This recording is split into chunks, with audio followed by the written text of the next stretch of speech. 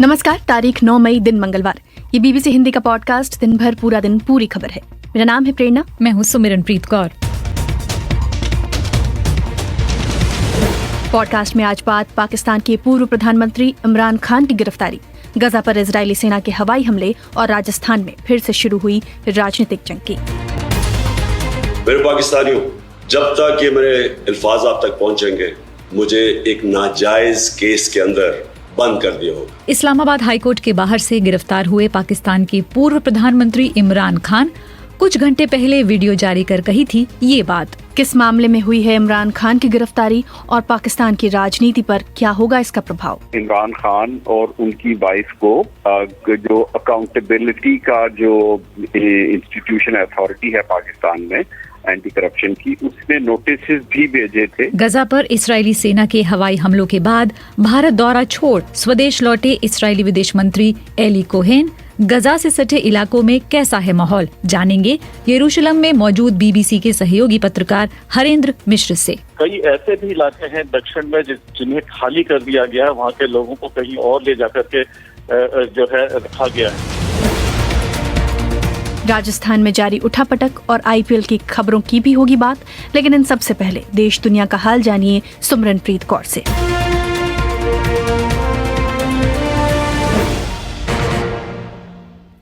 रूस की राजधानी मॉस्को में कड़ी सुरक्षा के बीच विक्ट्री डे परेड का आयोजन किया गया। रूस के राष्ट्रपति व्लादिमीर पुतिन ने यूक्रेन की चुनी हुई सरकार की तुलना नाजी सरकार से की और पश्चिमी देशों पर आरोप लगाते हुए कहा कि वे भूल रहे हैं कि नाजियों को किसने मात दी थी। रूस एक शांतिपूर्ण भविष्य देखना चाहता है, लेकिन उन्होंने पश्चिमी ताकतों पर नफरत और रूसी फोबिया फैलाने का आरोप लगाया।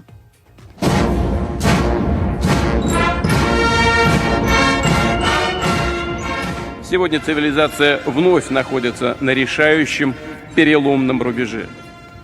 रूस के राष्ट्रपति पुतिन कह रहे हैं कि दुनिया एक निर्णायक टर्निंग पॉइंट पर है और असली जंग हमारी मातृभूमि के खिलाफ लड़ी जा रही है।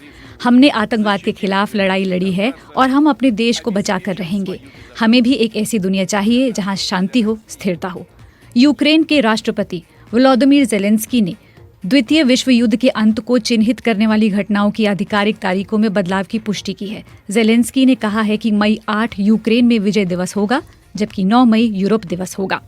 ज़ेलेंस्की ने कहा है कि यूरोप दिवस यूरोपीय एकता का सम्मान करेगा और रूसिज्म, एक शब्द जो फैशिज्म और रूस को मिलाकर बना है, उसे हरा देगा। ज़ेलेंस्की ने कहा है कि नाजीवाद फिर से आया है और इस बार इसकी शुरुआत रूस ने की है। інші країни. І усе те старе зло, яке сучасна Росія. पुरानी बुराइयां जिसे आधुनिक रूस वापस ला रहा है, उसी तरह पराजित होगा जैसे नाजीवाद पराजित हुआ था। इस दुश्मन ने एक बार फिर से आक्रमण, विलय, कब्जे, निर्वासन, हत्या और यातना के जरिए हम पर हमला बोला है, शहर और गांव पर बमबारी की है। हमारी जीत ही होगी इन सब का जवाब।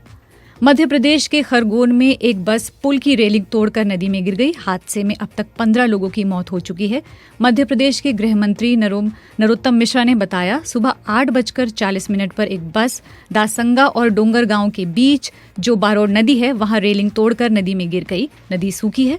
अभी 15 लोगों के मरने की खबर है। 25 लोग हैं जो घायल हैं। सभी घायलों को जिला अस्पताल में भर्ती करवाया गया है। मध्य प्रदेश के बाद अब उत्तर प्रदेश में फिल्म द केरला स्टोरी को टैक्स फ्री किया जाएगा। ये जानकारी खुद उत्तर प्रदेश के मुख्यमंत्री योगी आदित्यनाथ ने ट्वीट करके दी। वहीं दूसरी तरफ पश्चिम बंगाल ने फिल्म को राज्य में दिखाने पर रोक लगाई है। इस फिल्म से जुड़े विवाद को लेकर कई सेलिब्रिटीज भी अपनी राय सोशल मीडिया के जरिए रख रहे हैं। दिल्ली के जंतर मंतर पर पहलवानों का धरना 16वें दिन भी जारी रहा और वहीं दूसरी तरफ मध्य प्रदेश के कूनो नेशनल पार्क में दक्षिण अफ्रीका से लाए गए एक और चीता की मौत हो गई।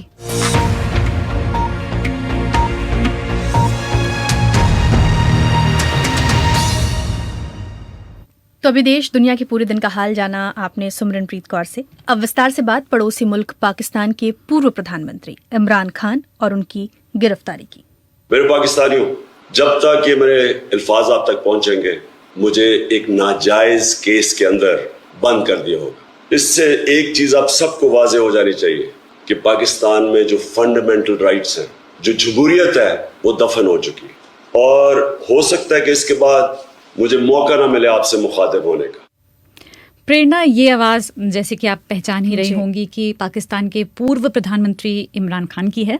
फिलहाल उनकी गिरफ्तारी हो चुकी है, लेकिन गिरफ्तारी के कुछ घंटे पहले उन्होंने वीडियोस के जरिए लोगों से बात की। उनके 2 वीडियोस सामने आए। दोनों ही वीडियोस में अपने खिलाफ हो रही कथित साजिश और गिरफ्तारी के अंदेशे पर उन्होंने बात की। जी सिमरन, इमरान खान को इस्लामाबाद हाई कोर्ट के बाहर से सुरक्षा बलों ने गिरफ्तार कर लिया है। अब की सबसे बड़ी खबर आज की यही है, और गिरफ्तारी के बाद से उनके समर्थक सड़कों पर हैं। जी। इस्लामाबाद, लाहौर जैसे शहरों में पाकिस्तान तहरीक-ए-इंसाफ, जो इमरान खान की पार्टी है, उनके कार्यकर्ता प्रदर्शन कर रहे हैं। इन्होंने हमला किया, इन्होंने हाथ उठाए हैं। आज हम इनको बताएंगे कि अवाम किधर खड़ी है। जाति की है गैरस्तान के साथ जुल्म है। तो इन्होंने मुख्तलिफ लीडर हमारे आइकॉन इमरान खान पे असल में प्रेरणा, गिरफ्तारी से पहले इमरान खान ने जो रिकॉर्डेड संदेश जारी किया था, जिसका एक अंश भी हमने अपने श्रोताओं को सुनवाया था, जी। उसमें उन्होंने कहा था कि अगर उनकी गिरफ्तारी होती है तो वास्तविक आजादी के लिए उनके जो कार्यकर्ता हैं समर्थन में सड़कों पर आ जाएंगे, और उसी का नतीजा ये जी। है। लेकिन फिलहाल माहौल क्या है? क्या समर्थक अभी भी सड़कों पर हैं?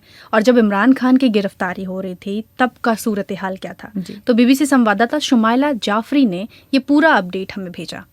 मैं इस वक्त इस्लामाबाद हाई कोर्ट के बाहर मौजूद हूँ, जहाँ पे इसको चारों तरफ से इसके प्रेमिसेस को कॉर्डन ऑफ कर दिया गया है और हमें ये बार्ब्ड वायर्स लगी हुई हैं, इससे आगे जाने की इजाज़त नहीं है।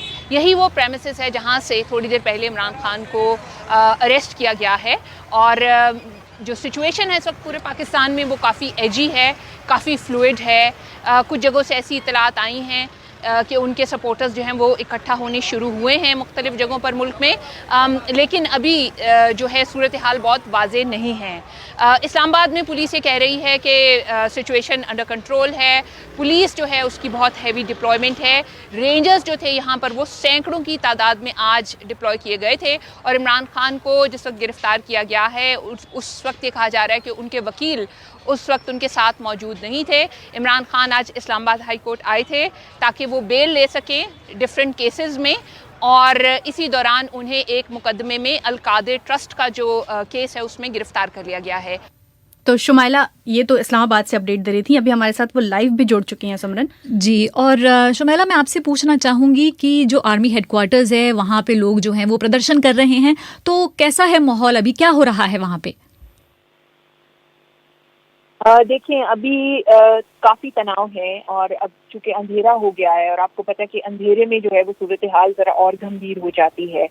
पहले दिन में हमने देखा था कि सिचुएशन थोड़ी कंट्रोल में थी और आहिस्ता आहिस्ता कुछ टाइम लगा, इंटरनेट इस्लामाबाद में बंद हो गया, मुख्तलिफ जगहों पर इंफॉर्मेशन को ट्रैवल करने में थोड़ा टाइम लगा, तो एकदम से इतना रिएक्शन नहीं था। लेकिन अब जो है वो मुख्तलिफ जगहों पर छोटी छोटी टोलियों में बहुत स्ट्रेटेजिक जगहों पर, लोकेशंस पर, जैसे कि रावलपिंडी में आर्मी का जो हेडक्वार्टर है GHQ उसके बाहर, या लाहौर में कोर कमांडर हाउस है जो रेजिडेंस कोर कमांडर का, उसके बाहर प्रोटेस्ट हो रहा है। इसी तरह पेशावर में हो रहा है।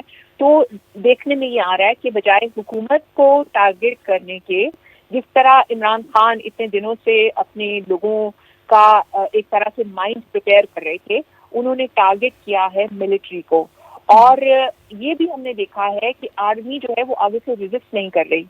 एक बहुत फोर्टिफाइड इलाका है पाकिस्तान GHQ, जिसमें माजी में हमले भी हो चुके हैं, लेकिन जब वहां पे प्रोटेस्टर्स गए हैं पुलिस ने रोकने की कोशिश की है, लेकिन अभी तक जब मैं आपसे बात कर रही हूँ हमने ये नहीं देखा कि फौजी सामने आए और फौजियों ने प्रोटेस्टर्स को रोकने की कोशिश की हो। तो सूरत हाल बहुत गंभीर है। वो क्या टेक लेगी इसका भी पता नहीं। इमरान खान पे मुकदमा कल उन्हें अदालत में पेश किया जाएगा, नेशनल अकाउंटेबिलिटी ब्यूरो की अदालत में उनका रिमांड लिया जाएगा। और इसके साथ साथ इस्लामाबाद हाई कोर्ट ने भी एक नोटिस लिया, क्योंकि इस्लामाबाद हाई कोर्ट में इमरान खान मौजूद थे, वो अपनी जमानत लेने के लिए आए हुए थे। उन्होंने बहुत गुस्से का इजहार किया और उन्होंने ये एक फैसला महफूज किया है नोटिस लेते हुए इमरान खान की गिरफ्तारी का कि क्या ये लीगल है या इलीगल है, लेकिन वो अभी जो है अनाउंस नहीं किया उस फैसले को कोर्ट ने। शुमाइला, अभी थोड़ी देर पहले पाकिस्तान के गृह मंत्री राना सनाउल्लाह प्रेस कॉन्फ्रेंस कर रहे थे। प्रेस कॉन्फ्रेंस में उन्होंने इमरान खान पर क्या कुछ कहा, अगर कहा है तो, क्योंकि प्रेस कॉन्फ्रेंस हम नहीं सुन पाए हैं, तो आप हमें और हमारे श्रोताओं को थोड़ा समझाएं कि उन्होंने क्या कुछ कहा और बाकी जो पार्टियां हैं उनकी तरफ से क्या प्रतिक्रियाएं आ रही हैं। देखिए, एक बात जो उन्होंने कही इंटीरियर मिनिस्टर ने, वो ये कही कि ये कोई विंडिक्टिव एक्शन नहीं है। उन्होंने एक मुकदमे में गिरफ्तार किया इमरान खान को नेशनल अकाउंटेबिलिटी ब्यूरो ने, और उसकी पूरी डॉक्यूमेंट्स उनके पास मौजूद हैं। तो इसके अंदर कोई भी जगह पे इलीगल जो है वो या विंडिक्टिव कार्रवाई नहीं की गई है। दूसरी बात, उन्होंने तफसील बताई अलकादिर ट्रस्ट के मुकदमे की, जिसको अगर मैं बहुत आसान लफ्ज़ों में समझाने की कोशिश कर सकूं, यहाँ पे एक प्रॉपर्टी टाइकून है, पाकिस्तान में बहुत मशहूर है, और उनकी कुछ ऐसा करप्शन का मनी था जिसको यूके क्राइम एजेंसी ने वहां से कॉन्फिस्केट किया था यूके से, और फिर वो पैसे उन्होंने पाकिस्तान की गवर्नमेंट को वापस किए थे। तो इमरान खान पे इल्जाम ये है कि जब वो प्राइम मिनिस्टर थे उन्होंने कुछ इस तरह की डील करवाई थी अपनी कैबिनेट से विदाउट एनी डिस्कशन, कि वो जो रकम थी उसको इस तरह से वाइट करने में, वो लॉन्डर्ड जो मनी था उसको किसी तरह कॉम्पनसेट कर दिया गया था उस टाइकून को, और उसके बदले वो जो टाइकून है उन्होंने इमरान खान का एक और जो प्रोजेक्ट था, वो प्रोजेक्ट तो बनाया हुआ था लोगों की वेलफेयर के लिए, फिलैंथ्रोपिक प्रोजेक्ट था यूनिवर्सिटी का, अलकादिर यूनिवर्सिटी, उसके लिए उन्होंने जमीन दी थी उन टाइकून ने। तो इनडायरेक्टली इमरान खान बेनिफिशियरी हैं उस डील के जो उन्होंने एक टाइकून के लिए करवाई, उसके मनी को जो लॉन्डर्ड मनी था उसको वाइट करने के लिए। जी, शहबाज शरीफ ने भी कुछ कहा है क्या इस मामले में? देखिए, अभी तक अलहदा से तो कोई खास रिएक्शन नहीं है। इमरान खान की सिचुएशन ये है पाकिस्तान में कि तकरीबन सभी जो मेन स्ट्रीम पॉलिटिकल पार्टीज हैं उनके साथ उनके ताल्लुकात बहुत खराब थे। ज़्यादातर जो पार्टीज हैं वो उनके खिलाफ हैं, और वो ये हमेशा कहती रही हैं कि इमरान खान के साथ जो है वो उतनी सख्ती नहीं की है अदालतों ने जितनी कि बाकी पॉलिटिशियंस के साथ पाकिस्तान में होती है। तो अभी तक कोई खास हमदर्दी दूसरी सियासी जमातों की तरफ से इमरान खान के बारे में जो है वो नहीं जताई गई। जी, शुक्रिया शुमाइला तमाम जानकारियों के लिए। जी प्रेरणा, अब ये सवाल उठता है कि जिस मामले में इमरान खान की गिरफ्तारी हुई है वो मामला अगर आप बता दें। सुमरन, मामला तो हम विस्तार से बताएंगे ही, लेकिन इस्लामाबाद के आईजी ने एक बयान में कहा है कि इमरान खान को अल कादिर ट्रस्ट केस में गिरफ्तार किया गया, जिसका जिक्र अभी थोड़ा शुमाइला भी कर रही थी। जी। देश के गृह मंत्री हैं राना सनाउल्लाह, उन्होंने कहा है कि इस मामले में पिछले 1 मई को इमरान खान के खिलाफ NBA यानी नेशनल अकाउंटेबिलिटी ब्यूरो ने गिरफ्तारी वारंट भी जारी किया था, लेकिन नोटिस के बावजूद इमरान पेश नहीं हुए। ऐसे में आपका सवाल यही उठता है कि आखिर मामला क्या है इस पूरे मामले, और इसके दूसरे अन्य पहलुओं के बारे में हमने विस्तार से बात की BBC उर्दू के एडिटर आसिफ फारूकी से, और सबसे पहले ये पूछा कि इमरान खान की गिरफ्तारी की चर्चा तो काफ़ी पहले से हो रही है, उन पर अलग अलग कई मामले भी चल रहे हैं। तोशाखाना मामला जो है वो सबसे ज़्यादा चर्चा में था, लेकिन अल कादिर ट्रस्ट का मामला क्या है और इस मामले में अचानक इनकी गिरफ्तारी कैसे हुई?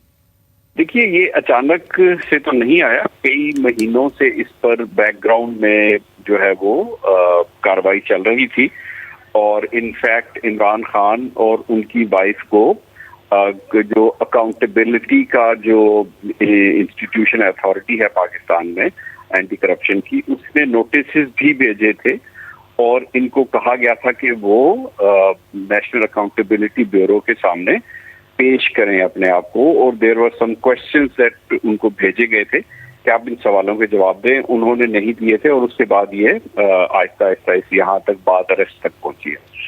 ये जो केस है ये बेसिकली जब इमरान खान प्राइम मिनिस्टर थे, उन्होंने स्पिरिचुअलिज्म पे और सूफीज्म पे काम करने के लिए एक यूनिवर्सिटी बनाने की अप्रूवल दी थी पंजाब में, और उस यूनिवर्सिटी के लिए फिर जब उसकी फैकल्टी और वो जो बिल्डिंग बननी थी, उसके लिए कुछ ज़मीन जो है वो खरीदी पंजाब गवर्नमेंट ने उस वक्त में, और उसमें फिर नेशनल अकाउंटेबिलिटी ब्यूरो का ये ख्याल है कि उस ज़मीन को खरीदने में इमरान खान और उनकी वाइफ जो है उन्होंने कुछ मिस एप्रोप्रिएशन की है, कोई ज़मीन जो है वो इलीगली खरीदी और बेची गई है, जिसकी वजह से जो गवर्नमेंट एक्सचेकर है उसको लॉस हुआ है, और उसी की बेसिस पे ये उनके खिलाफ जो है वो करप्शन का रेफरेंस बना था कोई कुछ महीने पहले।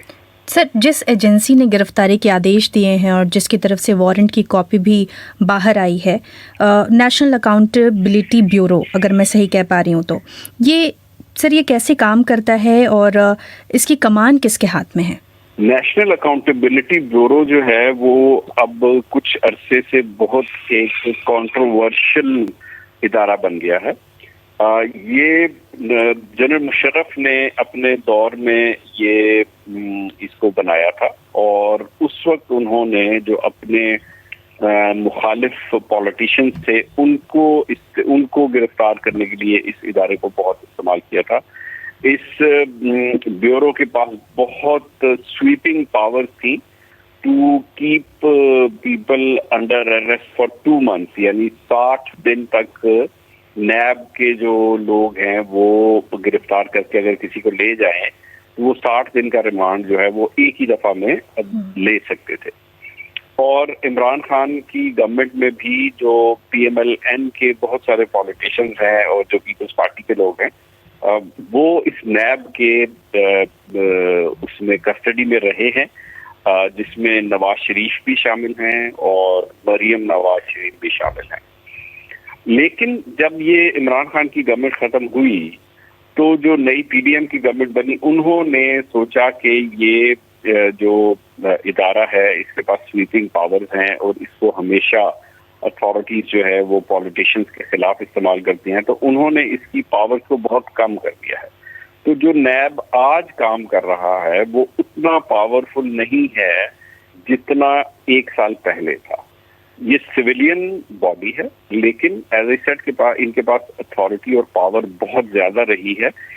बहुत सारे जनरल मुशर्रफ के दौर में जो सर्विंग जनरल थे उन्होंने भी इसको हेड किया है, और हर गवर्नमेंट जो वो भी आती थी वो अपना जो बहुत ही करीब का कोई ब्यूरोक्रेट या फॉर्मर जज या फॉर्मर जनरल उसको इस इदारे में लगाती रही हैं, और सब गवर्नमेंट ने ही इस नैब को इस्तेमाल किया है अपनी पॉलिटिकल एजेंडा को फॉरवर्ड करने के लिए। सर, एक आखिरी सवाल, थोड़ा संक्षेप में ही अगर बता पाएं आप कि इसका सियासी नतीजा क्या होगा जो गिरफ्तारी हुई है, और चूंकि पाकिस्तान में चुनाव अब आने वाले हैं तो ऐसे में चुनाव होंगे भी, इस पर भी एक सवाल खड़ा हो रहा है। देखिए, ये इस गिरफ्तारी का असर क्या होगा ये डिपेंड करता है कि गिरफ्तारी कितनी देर की होती है। अगर तो ये शॉर्ट टर्म की गिरफ्तारी है कि इमरान खान अगर 2 दिन बाद छोड़ दे जाते हैं, अदालत उनको बेल दे देती हैं, या 2 हफ्ते या 15 दिन या 1 महीना, और उसके इस दौरान अगर वो छूट जाते हैं तो ये उनको और ज्यादा वेपनाइज करेगा उनकी पॉलिटिक्स, तो वो और ज्यादा पावरफुल होके जेल से बाहर निकलेंगे। लेकिन अगर ये गिरफ्तारी प्रोलॉन्ग करती है टिल अ टाइम के इलेक्शंस हो जाते हैं उनकी इस दौरान में जब वो जेल में है, तो फिर ये PTI के लिए एक सेटबैक भी हो सकता है, क्योंकि हमने ये देखा है कि PTI जो है वो पाकिस्तान की बाकी पार्टी से तरह 1 man पार्टी है। जब इमरान खान सड़क पे होते हैं तो लोग सड़क पे निकलते हैं, अगर इमरान खान जैसे घर पे हैं और हॉस्पिटल में हैं तो लोग सड़कों पे नहीं निकले डिस्पाइट उनकी कॉल पे। तो अगर इमरान खान इलेक्शन कैंपेन में खुद नहीं जाते तो ये PTI के लिए एक बड़ा सेटबैक हो सकता है फॉर 2 reasons। 1 कि जब वो टिकट्स डिस्ट्रीब्यूशन की बारी आएगी तो उसमें PTI को बहुत सीरियस प्रॉब्लम होंगे, क्योंकि PTI के अंदर जो वेस्टेड इंटरेस्ट ग्रुप्स हैं वो आपस में लड़ पड़ेंगे और टिकटों की तकसीम बड़ा प्रॉब्लम होगा। और दूसरा जो अपील है इमरान खान की वो अगर इलेक्शन कैंपेन में नहीं होगी तो ये एक PTI के लिए बड़ा सेटबैक होगा। तो आप सुन रहे थे BBC उर्दू के एडिटर आसिफ फारूकी का विश्लेषण। ये है BBC हिंदी का पॉडकास्ट दिन भर पूरा दिन पूरी खबर। आप इसे सोमवार से शुक्रवार bbchindi.com के लाइव पेज के साथ साथ BBC हिंदी फेसबुक और YouTube के पन्ने पर शाम 7:30 बजे से लाइव सुन सकते हैं। इसके अलावा BBC हिंदी के पॉडकास्ट सेक्शन, जियो सावन, स्पॉटिफाई और गाना जैसे प्लेटफॉर्म्स पर भी इसे सुना जा सकता है। कार्यक्रम में आगे सुनेंगे। एक तरफ ये कहा जा रहा है कि हमारी सरकार को गिराने का काम भाजपा कर रही थी, दूसरी तरफ कहा जाता है कि सरकार को बचाने का काम वसुंधरा जी कर रही थी। तो ये जो विरोधाभास है इसको समझाना चाहिए। तो राजस्थान में एक बार फिर क्यों जारी है उठापटक और गजा पर हवाई हमले के बाद इजराइल में कितने तनावपूर्ण है माहौल।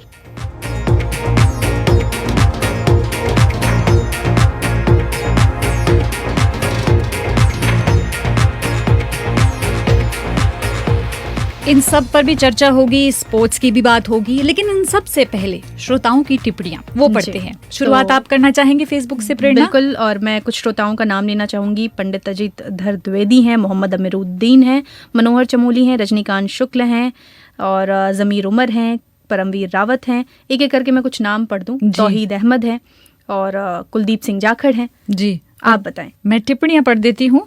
हमारे साथ YouTube पर जुड़े हैं सुरेंद्र सिंह, जो कहते हैं कि किसी भी प्रधानमंत्री ने, पाकिस्तान की बात कर रहे हैं, 5 साल पूरे नहीं किए हैं।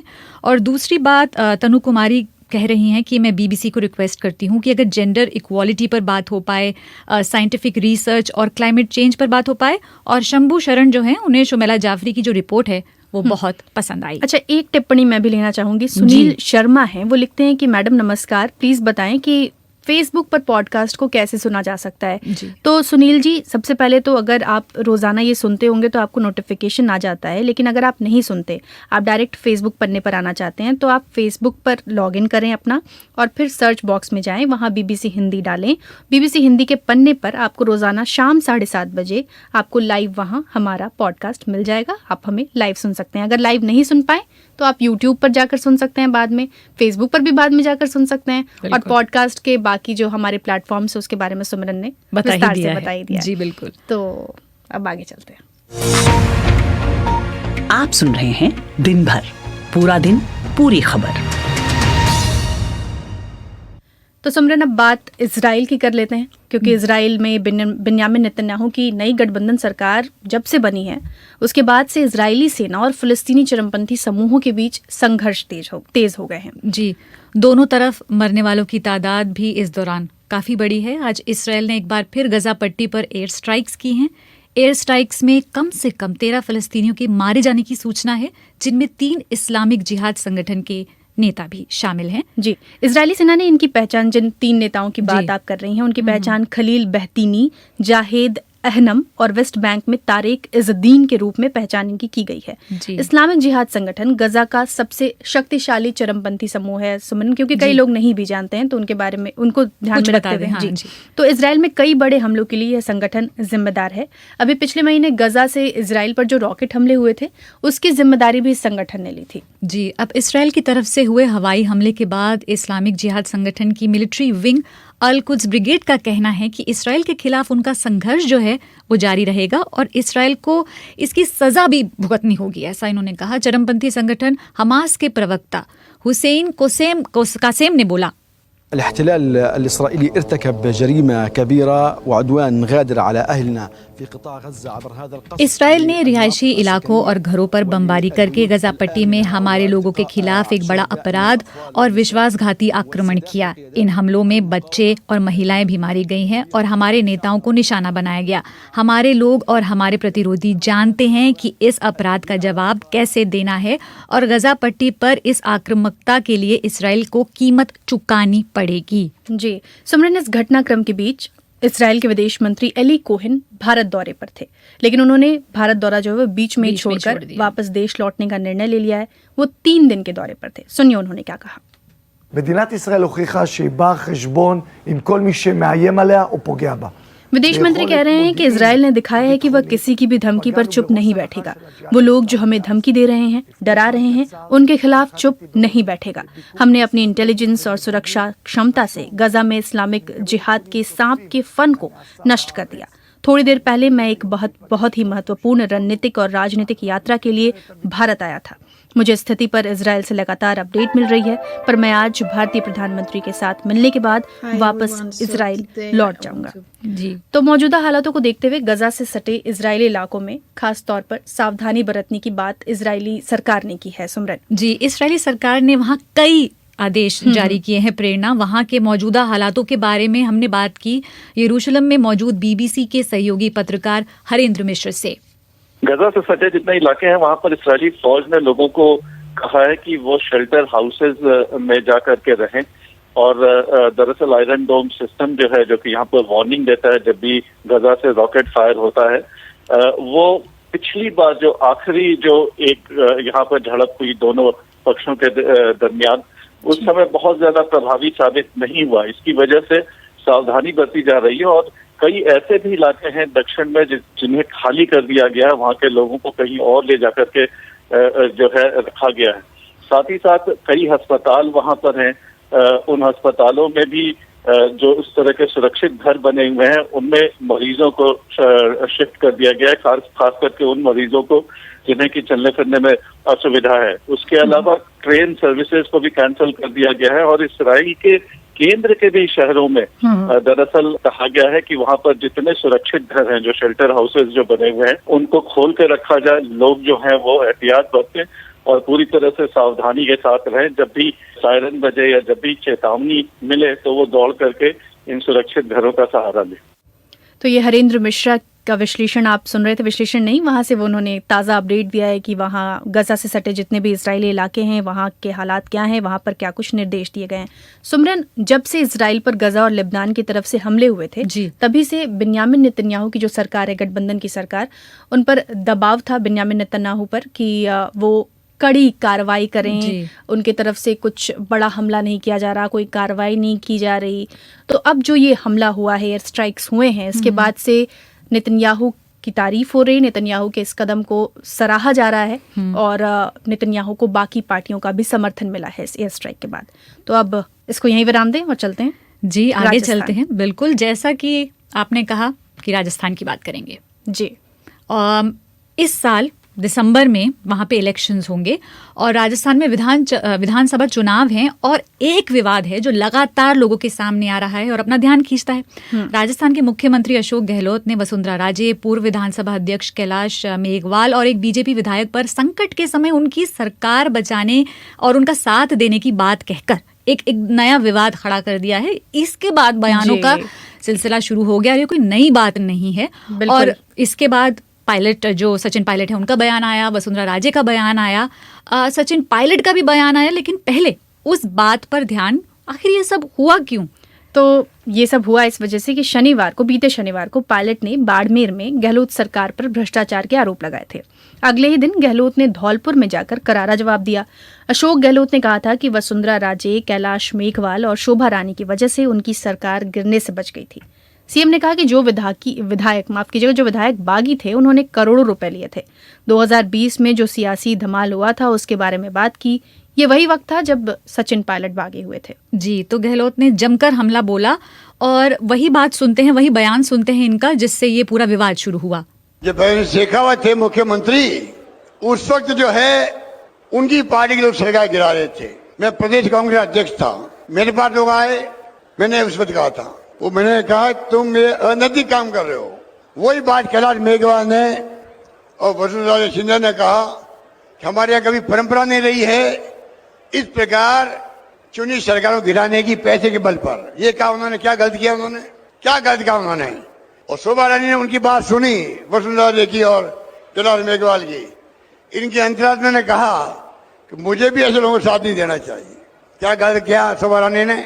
इसलिए हमारी सरकार बची है।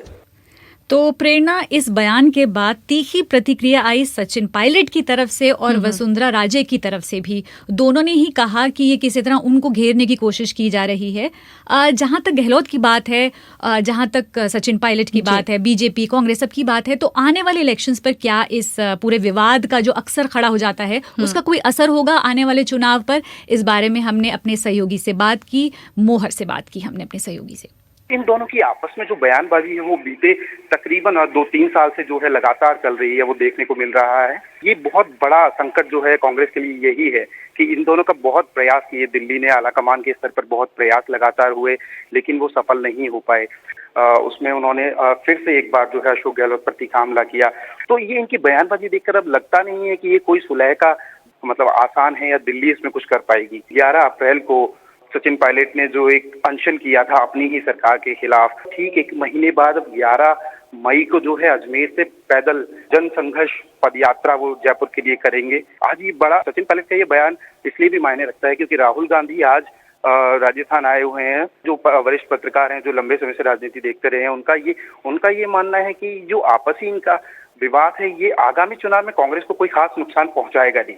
नेताओं का ये भी मानना है कि इससे संगठन जरूर कमजोर हो रहा है। आपसी जब दो बड़े नेताओं का आपस में विवाद होता है, इस तरीके की बयानबाजी आती है। तो राजस्थान से मोहर सिंह हमारे साथ जुड़े और फिलहाल जुड़ गए हैं हमारे साथ। सर आप बताएं कि स्पोर्ट्स की, हाँ जी, स्पोर्ट्स की क्या खबर है? सुमिरन, 54वां मैच चल रहा है आईपीएल का, रॉयल चैलेंजर्स बैंगलोर और मुंबई इंडियंस के बीच में। मुंबई इंडियंस के कप्तान रोहित शर्मा ने जो है टॉस जीतकर पहले गेंदबाजी का फैसला किया है और ऐसा लग रहा है कि बहुत सही फैसला दिख रहा है अभी तक, क्योंकि पहले ओवर में विराट कोहली आउट हुए हैं और तीसरे ओवर में जो है वो अनुज रावत आउट हो गए हैं।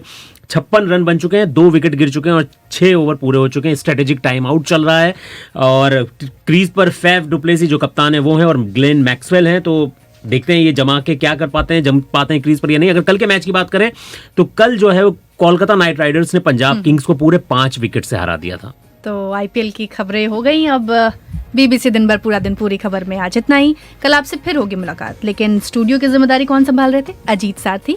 और कल आपसे फिर मैं और सिमरन मिलेंगे। तब तक के लिए मुझे और मेरी सहयोगी सिमरन को दे इजाजत। नमस्कार।